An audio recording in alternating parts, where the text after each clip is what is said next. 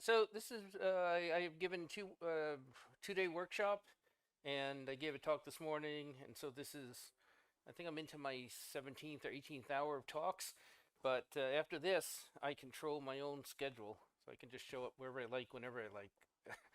um, so the way this talk came about is not long ago. So there's been uh,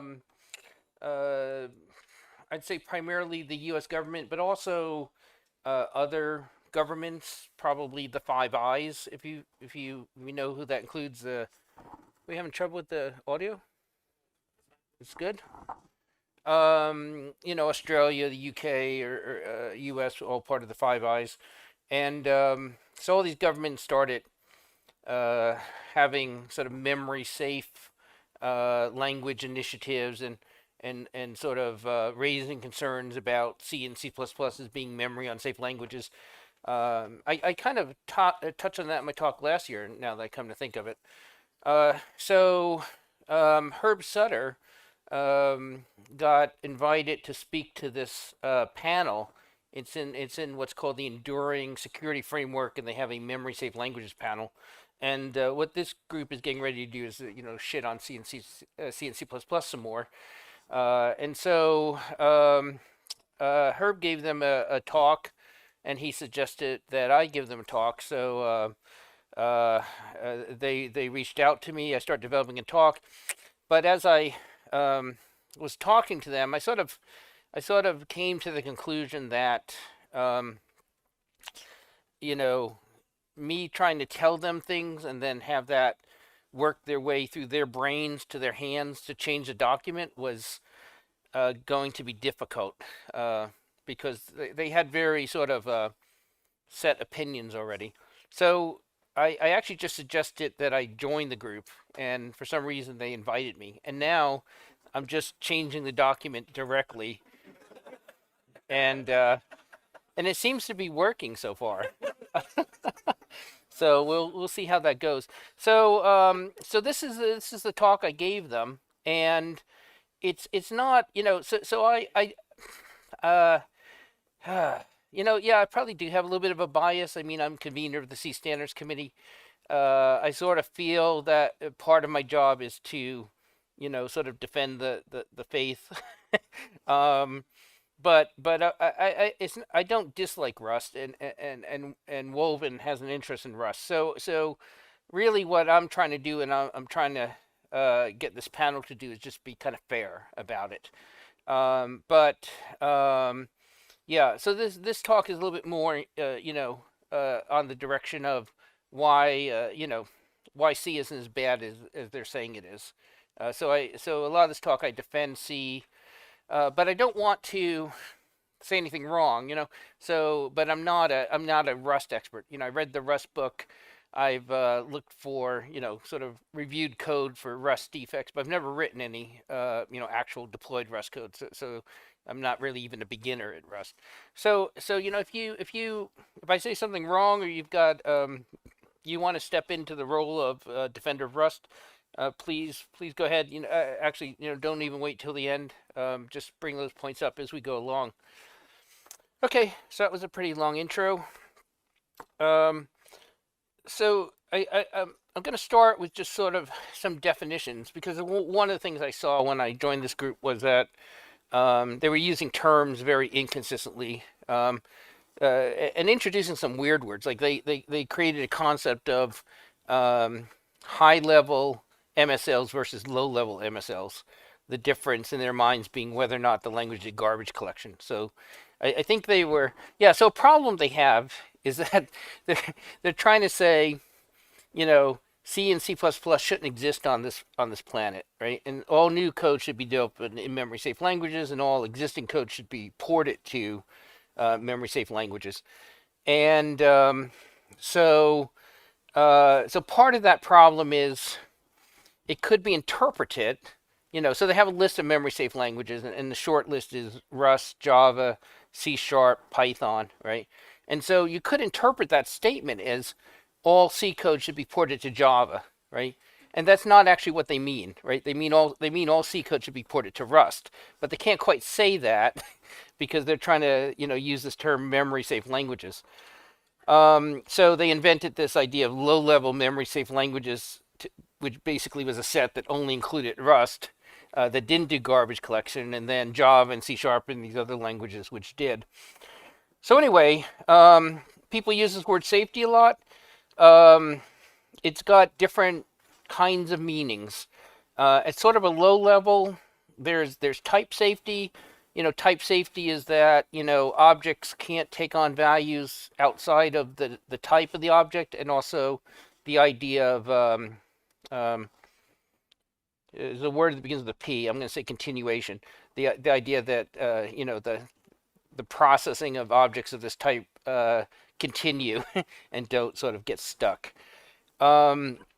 Memory safety, which is what this group is focused on, and thread safety.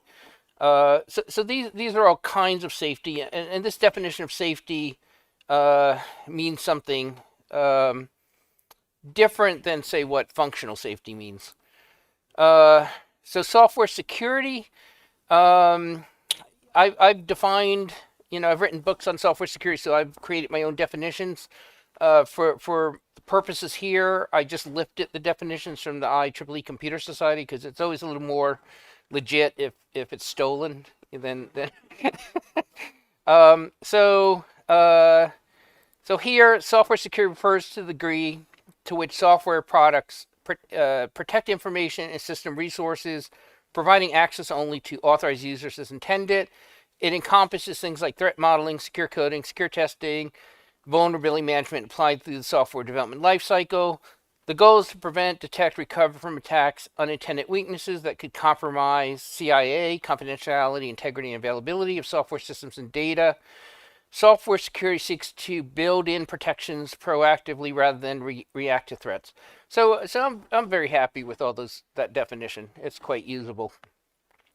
So functional safety, I had this same slide in my earlier talk, so sorry if you're hearing it twice.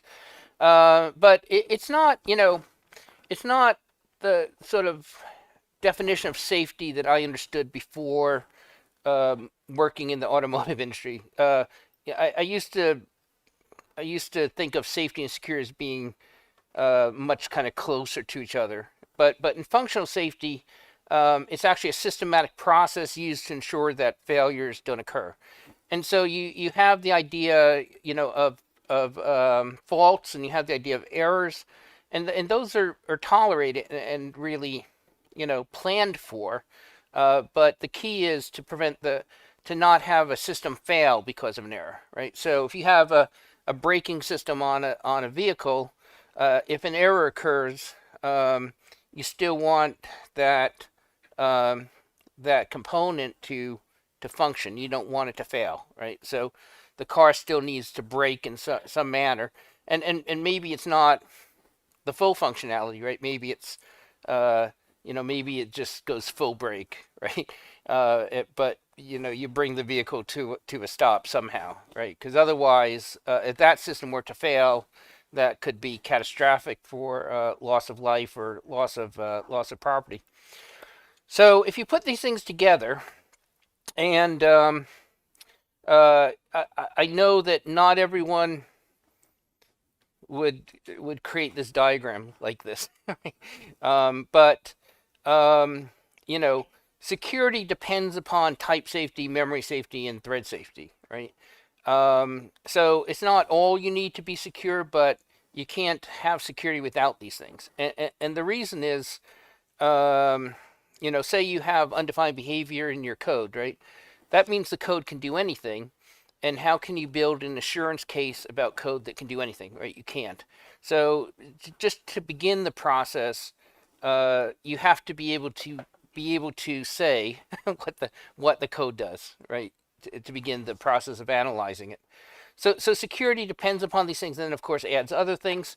And then functional safety depends upon security, right? So an example here is, and this is kind of a real world example that's been demonstrated by those couple guys from Pittsburgh, actually, but where they were remotely controlling the cyber physical components of a vehicle, including things like steering and braking and stuff like that, right? So if someone else is controlling the steering and the braking of the vehicle I'm driving, right, there's no way I'm going to consider that vehicle safe, right? Uh, so functional safety does rely on security. Now, these relationships are sort of rough in that, say there's an information leak in your vehicle, you've given it your credit card information so you can purchase things and music or who knows what from your car, and say that credit card information leaks. So that's a security issue. It's not really a safety issue, right? Because it's not a hazard. It's not affecting. So this is a imperfect kind of diagram, but it just kind of roughly blocks out how at least I think it works, and my boss thinks it works. Um, so so functional safety. So this is kind of like a really interesting point, but um, systems that have to be safe are written in C and C++, right? They're not written in Rust. They are definitely not written in Java. And one of the things people say about C is that it is the low level nature of it that in fact allows you to produce safe systems, right? So if you have an airplane, you're coming into landing, but you need to free up some memory, so it launches the garbage collector. The garbage collector takes some time to process. It responds, tenth of a second too late to a command, and that causes a chain reaction where a hydraulic line bursts and you lose control of the rudders. You've compromised safety because you lack the detailed control, right? And so an advantage of languages like C and C++ to a slightly lesser extent is that it does what the program tells it to do and nothing more, nothing less, right? There's a very close correlation between the program and the mechanism that executes that program. So in C, we have the idea that the features and the concepts behind them need to be explainable in a clear and concise manner. Issues should be resolved using minimal machinery. That's kind of the example I was giving. There should be ideally one way to do something, which we call conservation mechanism. Now, this is not really a principle of C++, right? The C++ is a multi-paradigm language, and I was at the I mean, it's not a horrible thing, but it is different. And I was at the tooling talk this morning, right? And Anastasia was talking about how having all these different ways of doing the same thing. I think she called it sameness. Made it difficult to do things like refactor code because there were so many kind of varieties of the same thing.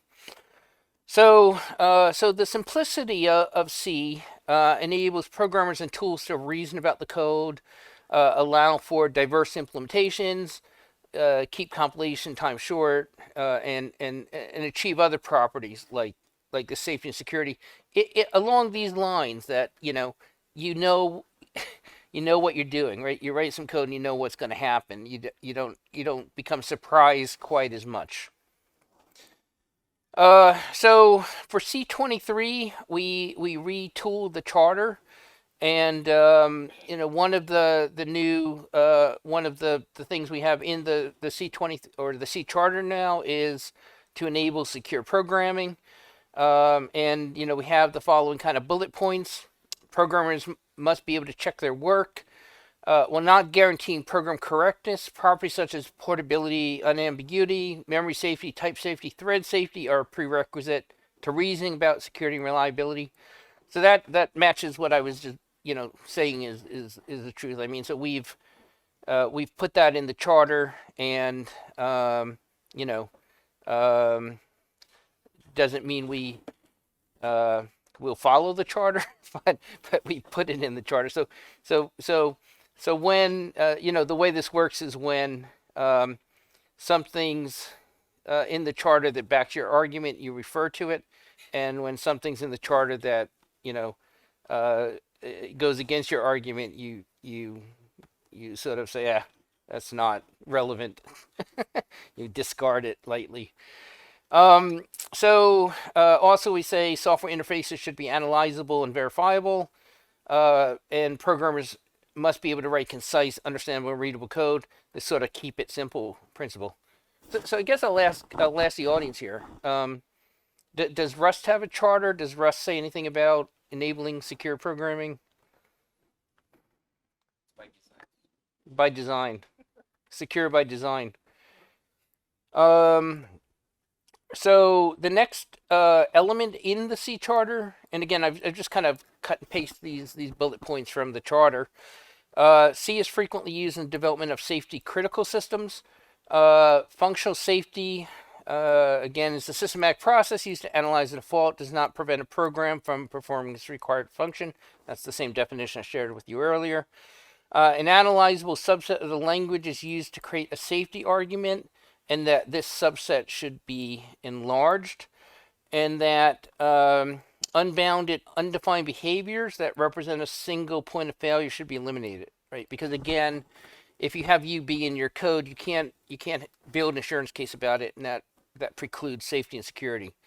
So we've kind of built into the charter of the language that safety and security are things that we want to achieve.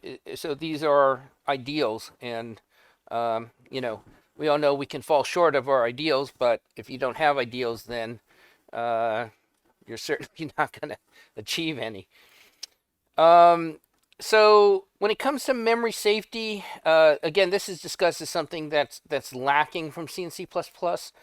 But even this memory safe languages panel that I'm now on, they kind of recognize this argument that, hey, the most important and safety critical software is developed in C and C++, and so they had to sort of acknowledge that it's not really the inability to make C and C programs memory safe that's the issue. The issue is much more narrowly defined as being the enforcement of memory safety by the compiler, right?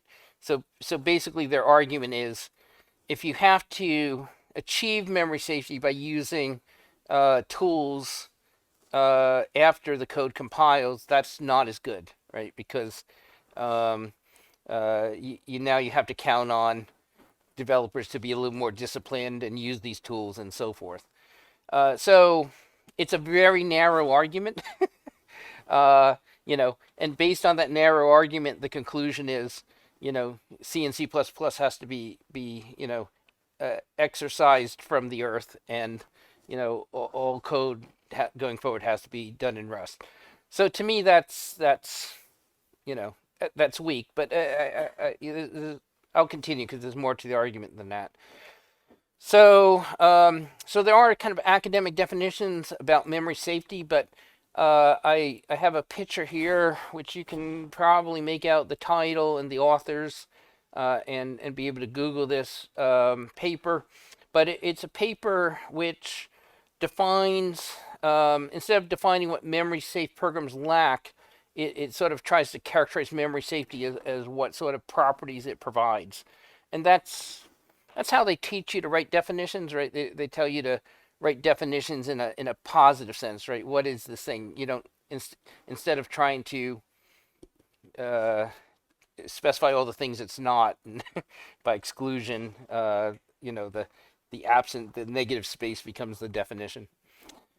So in a practical sense, it kind of boils down to three things for me. So one is uninitialized reads, the other is use after free, and the third is out of bounds access.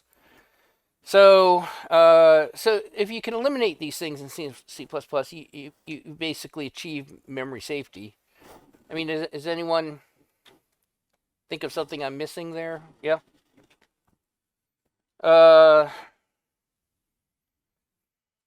Yeah. I mean, yeah. So we certainly said you can't reason about software with UB. Um, so so UB is a sort of prerequisite to safety and security, but it feels like the broad category of UB is outside, beyond the subset of memory safety. Can be more than memory safety. Yeah. Right. Um, so so let's look at Rust versus C and C++ in the automotive industry, which I'm in, and so I know a little bit of. So the first thing, and this was a lot of you probably know JF, so this was JF's idea to include this slide. It's just kind of a history of computing, and so back here when I was a wee youngin, uh, C came out early. 72 is when it development on that started. I think there was a 1969 conference in software engineering where the term software engineering was first coined. And then I like this. They have here in 1985 the SEI at CMU being formed. I joined the SEI in 1987, so I kind of feel like I'm on this slide. Like, oh, that's me right there, really tiny. I was there. Um, C++ came along. I remember C++ coming along in 87 or 88. Maybe you guys have a better recollection of that. And then, you'll see down here, there's a lot of work on standardization. So MISRA, C and C++, IEC 61508, which is functional safety, AutoSAR ASPICE, ISO 26262, which is sort of the standard for functional safety in automotive systems. So this is my Bible. This is the Bible of the automotive industry, and various other standards, tooling, mechanisms have all come about. And then over here you have kind of the beginning of Rust. And so the purpose of this slide is to kind of highlight how long we've been trying to solve these problems, right? So we've been working on these problems for 50 years, and in those 50 years we've accomplished a lot, right? And Rust is, it's over here in diapers still, right? I mean, it hasn't had the time to develop these standards, and when you develop automotive software, right? If I went to Toyota and said, we should build this in Rust, they view that, and I'm not making this up, they view that as the riskier option, right? Because they've built safety critical systems in C, they have the standards, they've got the mechanisms in place, right? They are comfortable with that, right? They are not comfortable with Rust. That's a, they'll probably get there eventually, but it's going to be baby steps, right? So this basically just tosses out the argument that C and C++ need to be discarded. Everything has to be Rust going forward. Because as of today, no one builds safety critical systems in Rust. We don't. I mean, we put Rust on automobiles, but we don't put it into safety critical components. Okay. So there's a safety critical Rust consortium, and Woven is a member, and so I'm pointing that out just to point out that I'm not a Rust hater. I mean, I like the language. I think it's some good ideas, but I'm trying to be realistic. And there may be a time when Rust makes sense. It's not quite yet.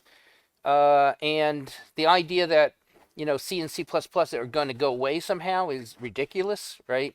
I mean, I had a cartoon on my door in the 1980s that talked about the demise of COBOL, and it only went up to about 1990. But here we are in 2024, and it's still quite alive, right? I mean, so the idea that it's going to cease to be is just silly. And so, if today you want it to improve security and safety by improving memory safety, it would go a lot further to improve memory safety in C and C++, that would do a lot more to safeguard the industry than you know, making an improvement in Rust. Is just doesn't have the impact right now.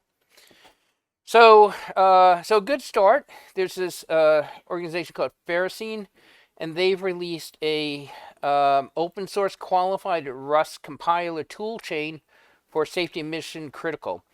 And so what they say is that I'm going to point out something silly here too, just for the fun of it, that they have ISO 26262 ASIL D.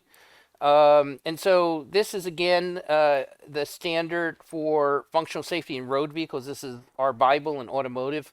The silly thing I was going to point out is, for some reason, everyone in automotive industry doesn't put a space between ISO and the number of the standard. And so this is one of those tiny little battles that I'm fighting to convince people there should be a space there. And so far, I'm just losing horribly, because it's not just my company; it's like every company. They think that those things should run together. So this ASIL D dictates the highest integrity requirements on the product. So this is, this is top of the line, safety certified. And it's also IEEE 61508.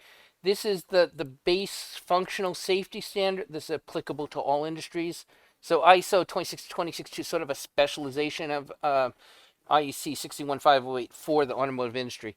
And so it's certified here also for SIL 4, Safety Integrity Level 4, which is the highest safety integrity level. But then the next bit of this, like, it's all small print here, right? Available for x86 and ARM platforms, right? So it's only certified for these architectures. So if you have a different architecture, no, it's not certified for that, right? So this is again part of the advantage of C and C++ ecosystem being around for so long, right? These tools are available and they've been certified for a variety of platforms, and there's a variety of, companies around that deal in these things. Yeah. That not only it's limited in the platforms, but also the compiler version, because Rust is missing formal specifications, and when they certify this, certify a special snapshot. Yeah. How do they do that? Because I'm confused about that, because I people will keep saying you can't certify a compiler without specification, and then they'll tell me Rust doesn't have a specification. So they're working on formalizing a specification, but there's none. Yeah, but then how did they do this? They wrote one. They wrote a spec. They wrote a spec that documents what the current compiler implementation does. Okay, but that spec Backwards. is not broadly accepted. Exactly. Okay. So Okay. it's not a reference compiler for the specification. It's the other way around. It's the specification documenting the code. Okay, that's interesting. Thanks. And there's there's a further problem. It's not my next slide though, so I'll get to it in a minute. But so given that you've got this open source qualified Rust compiler that's qualified for the highest level of safety, why aren't people using it, right? And so I asked this question. So the first and most common answer is the maturity of the ecosystem, right? And I kind of pointed to this with the timeline again of C and C++. So the safety of the ecosystem built around C and C++, the frameworks, the standards, the processes versus Rust. So there's support for safety certified products, and C and C++ is quite broad. There's a lot of tooling. There's a lot of assessors. Lots of companies to cover liability, lots of standards. There's just a big ecosystem around this that's been that's been used for years, and for which people have developed a comfort level that they can do this and not go to jail, right? Because that kind of thing happens. There was a problem with trains in Germany not too long ago, and some engineers got put on trial and managed to be found not guilty. But that's a bit scary, and it makes it hard to recruit people for your industry if people are going to jail for making math errors. Um, so there's a lack of tooling for Rust. One example that was given was, we'll use MathWorks, for example, and MathWorks doesn't offer Rust code generation, so we can't use it. We can't use MathWorks. So the tooling again isn't there. Another argument is the hardware support. So most hardware provides C-style APIs. An example is this AEM Global Platform Trust Zone API is a C-style API. So even if your execution environment supports Rust, you have to have this interoperability with the C API, which is often buggy. So the safer thing, the argument is it's safer to write the code in C. And the second argument, this mature ecosystem, I say, is a top argument, but I say actually the second most common argument is the engineering skill set, right? So I've often made the point. I used to use this point with Java because people say Java is safer, and that's before I wrote 1,000 pages on how to try to write secure Java code, and I realized maybe Java isn't actually more secure than C. I mean, it eliminates memory safety problems, but it has an incredible attack surface where basically anything that uses serialization, including RMI and all these mechanisms built on top, will allow attacker to send bytecodes to the JVM, which are then executed, right? So you don't have to violate memory safety.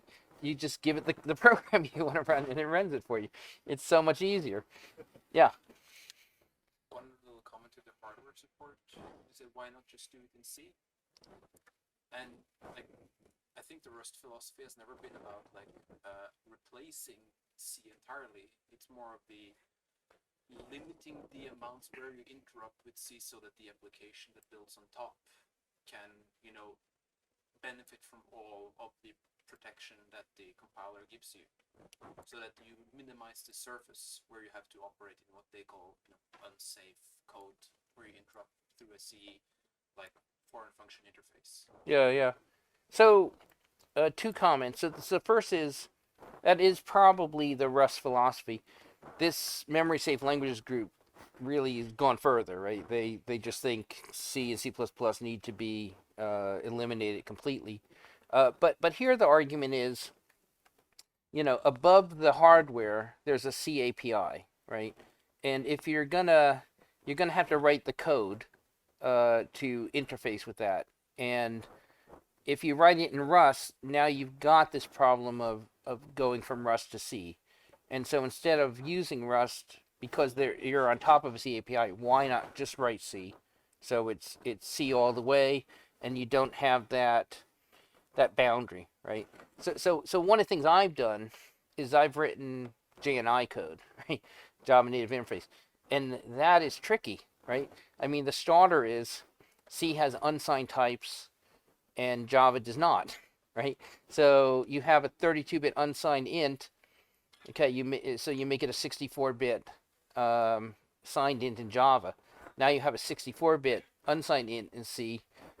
What do you do? Right? It's problematic, and so there's I wound up having a whole different set of rules to try to interface Java to C because of the mismatches in the types. Okay, so I'm using Java because I know Java. I'm not an expert Rust programmer, so I don't. But I feel like those same sort of issues are similar. Rust has signed and unsigned interface. That's your biggest worry. Well, I think their problems, But they're fixed. they're fixed size. Okay. No hints. I just think like Rust C APIs is really just very similar to C++ to C APIs, where like you can just use the C API and it's fine. It's not good, but it's fine. And then if you want to kind of write a wrapper around the C API, you can do that. But I would definitely argue that Rust is more similar to C++ in that you want a nice wrapper, but it's not a necessity. But what is the problem with Rust to C APIs? Is there any? There isn't. No, like it is. I mean, you have to some sort of like thing to use the C header. But fundamentally, Rust can go without extra anything, except that you have to wrap it unsafe. Yeah. I mean, I'm going to go out on a quick limb, right? Let's say you have a C implementation that uses a floating point representation that's not IEEE 754, right? Is that going to work? You can work around that just the same. You just have to then you create your own type around it, like they call it new types, that sort of wraps that float, and you define your own logic for adding, subtracting, multiplying, whatever you want to do with that thing, and you can encode all of that in Rust if you want to. So it's fully possible. There might be more work to do it in Rust than it is in C, but you will be guaranteed that if you write a function that expects a float of this specific type, your non-IEEE 754 like floating type, you can never pass a regular float to it, so your Mars orbiter will never crash into the surface. And also, even though you're not dealing with the primitive type, floating type, you can implement traits in Rust to make it look like it's a primitive type. And it's the same size. It takes no extra space. There's no additional stuff on top. It's all like the language guarantees built on top. Okay. Did you still have a comment? Yeah, just want to say that Variadics is supported in Rust. Variadics. Not supported, no. They're working on RFC. They're just all the same. Okay. Periodic generics are not supported, but like classic C, like you can call printf from Rust. The ABI is the same. Yes. Assuming you mark your API. Okay. So let me go on with this last point, which is I think probably the second most cited issue with Rust, which is availability of Rust programmers. So there are a lot of people who know C and C++ who are working in the automotive space that you can find, but the availability of Rust programmers, especially in this space, is extremely limited. So someone was telling me, if you have a large company that's producing a lot of C and C++, and you take this guidance to say all this code now has to be developed in Rust, you would basically need to hire all the Rust programmers on the planet, just that one company, in order to move all that development to Rust. So this is a solvable problem, but among the various problems, this is not necessarily a problem you can just throw money at and solve, right? This is going to take, first of all, you have to get universities to put Rust into the curriculum.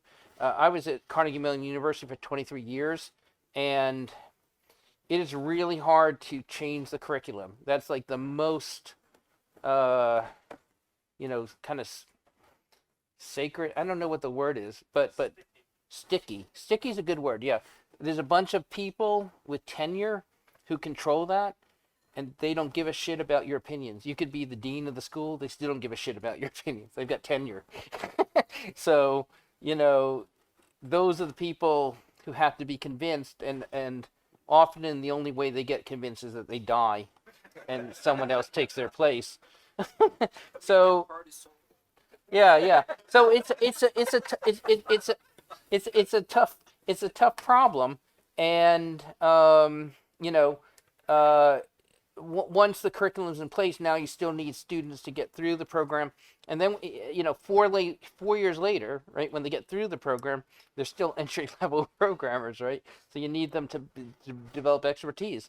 So that timeline thing again comes into play, right? There's a long tail to technology transition.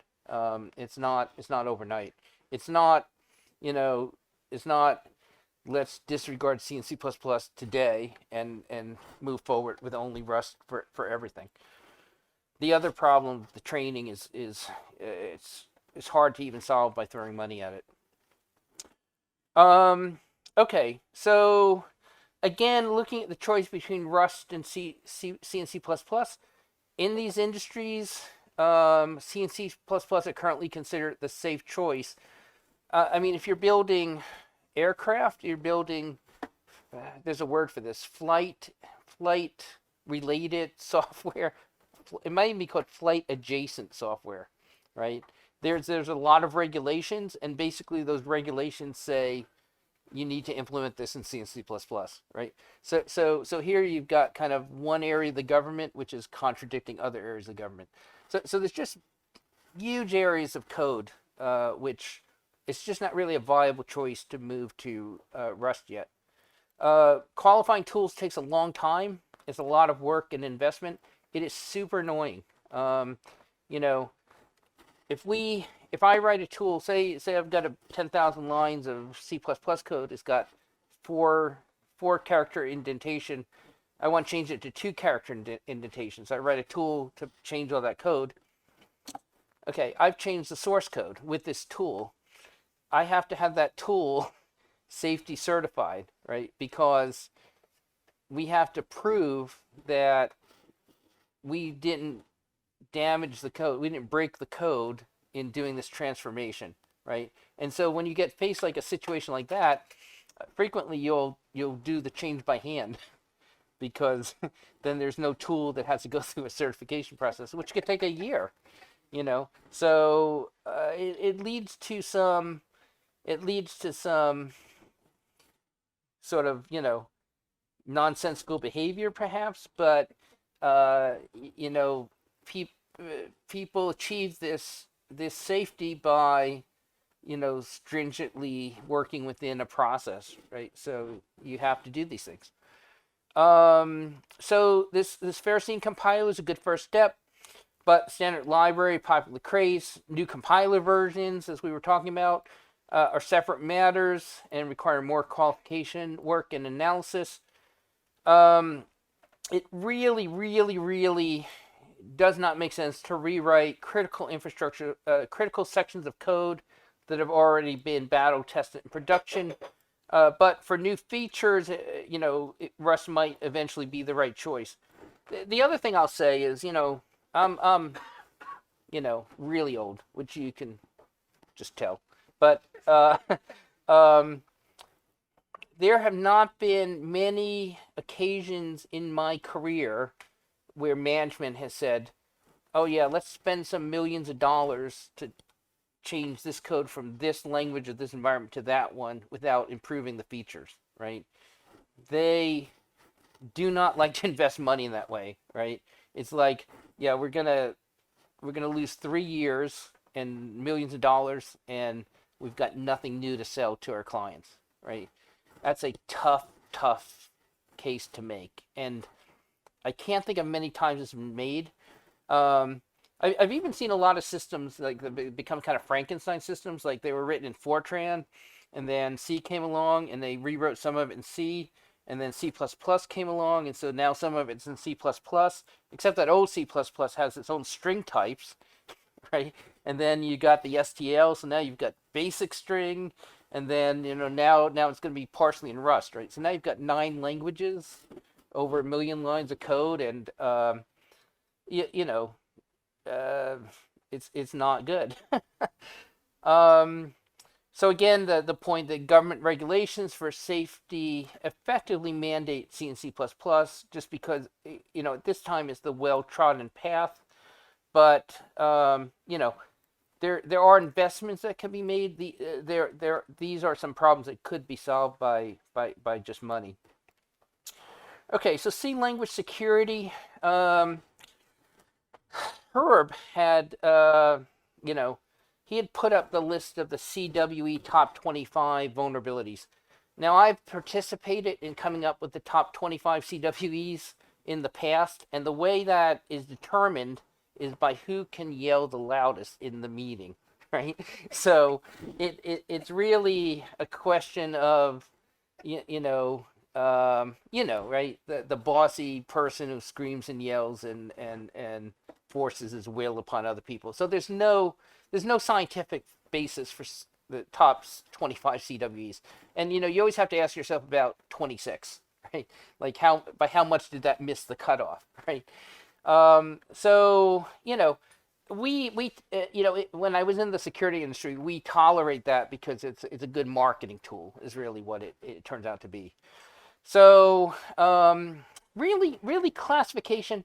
I wrote a paper with Alan Householder 20 years ago, 15 years ago about vulnerability classification, and what we said is it doesn't make any sense, right? Because what frequently happens is you have a vulnerability and you look at the code, and what you determine is, okay, we could fix it by changing this, we could fix it by changing this, or we can fix it by changing this, right? Any one of three conditions, if different, would prevent the vulnerability.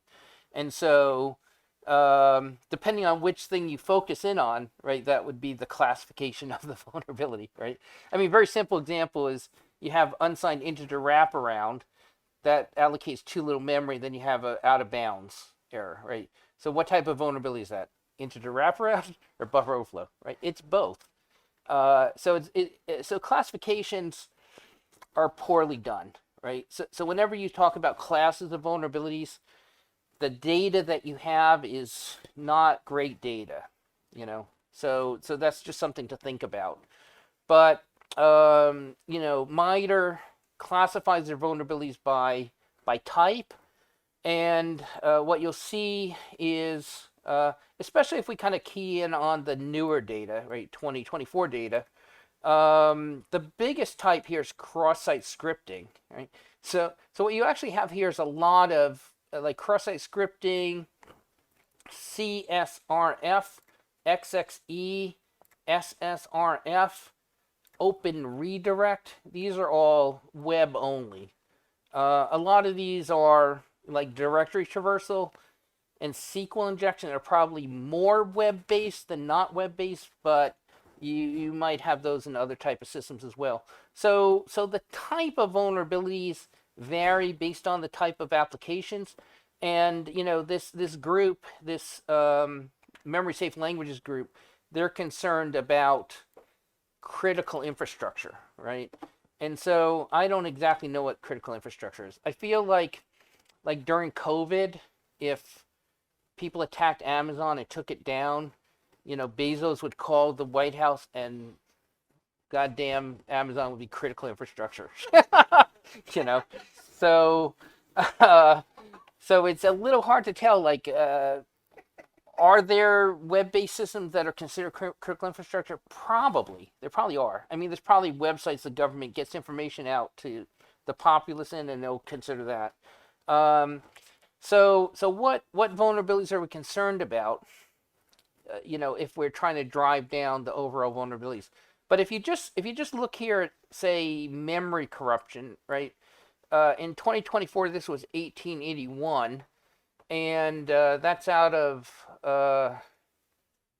we don't have a total this way, but we have in the same year 4,600 cross-site scripting alone, which is 4 times as many as the memory corruption. We have input validation,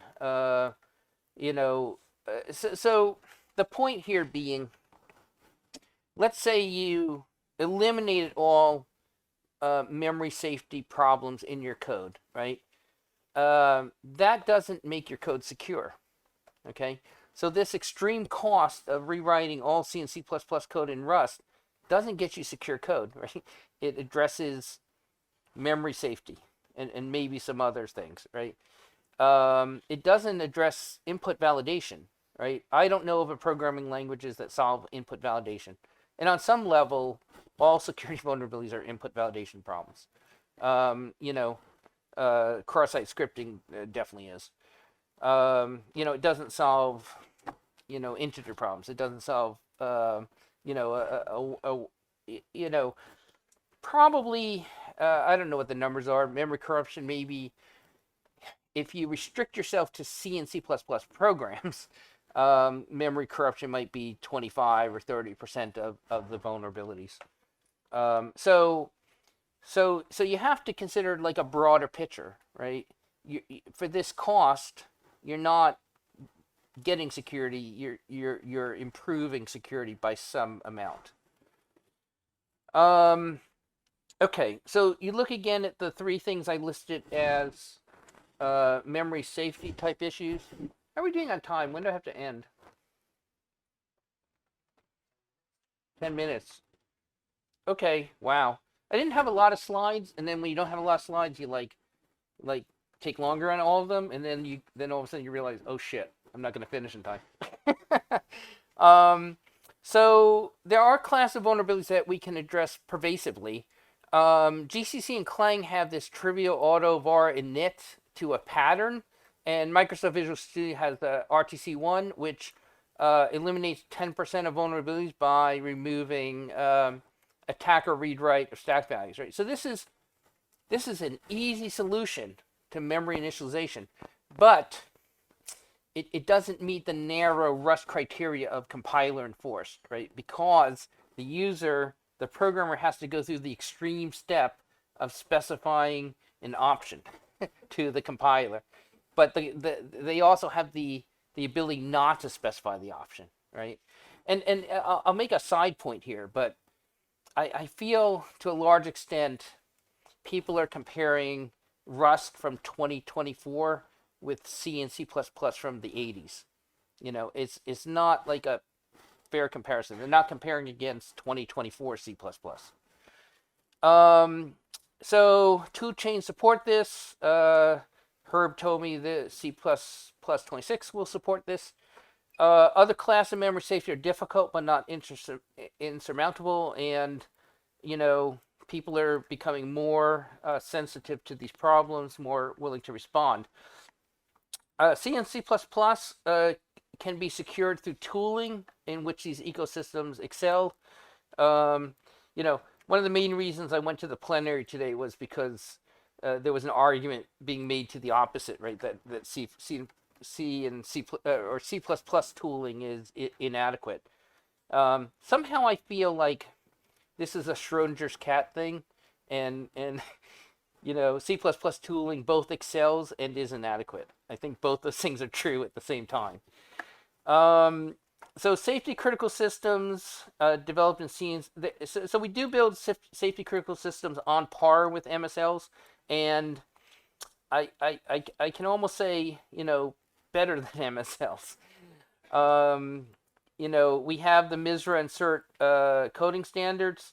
You know, the latter of these due to me, so you're welcome. You know, these standards are enforced by static analysis, and you know, they can be safety certified to appropriate ASIL levels. So we have existing tooling that does this. It's working right now, and it's getting better, right? I mean, we've talked about all the things Rust needs to improve at, but C and C++ are not standing still, right? Those ecosystems are improving as well. So industrial strength tools for C and C++ sort of equalize the situation with memory safe languages. We have all these tools like ASAN, MSAN, UBSAN to identify undefined behaviors at runtime. We have flags like bound safety in Clang that eliminates memory errors at production. We've got tools to find undefined behavior at compile time. And then have a slide here that talks about address sanitizer. Address sanitizers, sort of an interesting case, a very nice tool. It you know, it has about a 2x overhead, and it has an issue that if you deploy it, it introduces vulnerabilities into your code. So this tool very specifically is only meant for development. Yeah, question? Yeah, sorry, I just want to say that. Please never, ever, ever, ever, ever use ASAN in production because we do write and execute pages.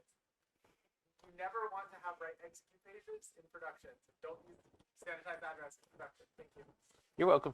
Or thank Music.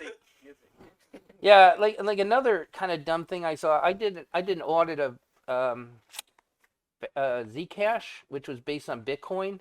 And at the beginning of the process, I said, "What do I do with the vols?" And they're like, "I just report them. You're not going to find any problems in Bitcoin." And you know, little did they know. But one of the really dumb things in Bitcoin was they leave NDebug. They leave asserts on at runtime, so it's part of their design, and that triggered vulnerabilities because some of the libraries they were using followed the more standard convention of turning that off, weren't, didn't account for the possibility that someone would leave, NDebug on at runtime, and that turned into some vulnerabilities. So panic versus proof. We have tools that create proofs. For example, some static analysis or even doing cross translation unit, such as CodeQL. We have TrustInSoft as a tool that can prove the absence of undefined behavior, and when used for safety systems, prove extensive properties of code. By default, Rust panics, right, which is adequate for testing, sort of like ASAN, but not necessarily for deployment. So for safety-related systems, panic is not necessarily what you want. You need to be able to sort of analyze and recover from failures and errors. Herb wanted me to mention that C++ ConsExpert statically rejects UB. C23, we've stuck our foot in the door, and we've introduced ConsExpert for objects only. So probably for C2Y, a bunch of people will, the guy in front's got his foot through the door, a bunch of people behind are now going to push him through the framework, and we'll get the whole shebang into C2Y. Another tool is fuzzing, software testing technique that provides invalid, unexpected random data input. We use this extensively at Woven. So we do kind of local fuzzing. We do fuzzing in the CI/CD pipeline, and it's an effective tool. Combined with the other sort of testing that we do. So, so we do have these tools, but there's still security issues. The problem is in C and C++, just kind of lack of discipline. Not every commercial C++ software house has the level of discipline as, people producing mission critical or safety critical systems has. But, using Rust won't change developer discipline, right? So the things that developers need to do that they can avoid doing, you still need the discipline to have them do those things. So, an example is CrowdStrike. That wasn't a memory safety error. That was basically a logic error. And so if that system had been implemented in Rust, that wouldn't have saved CrowdStrike from, bringing down a third of the systems on the planet. I don't know how many they got in the end. I was in Japan hoping I could fly home. Yeah. Okay, so just in terms of progress in languages, I think I've got 3 minutes left. C23 has introduced checked integer operations.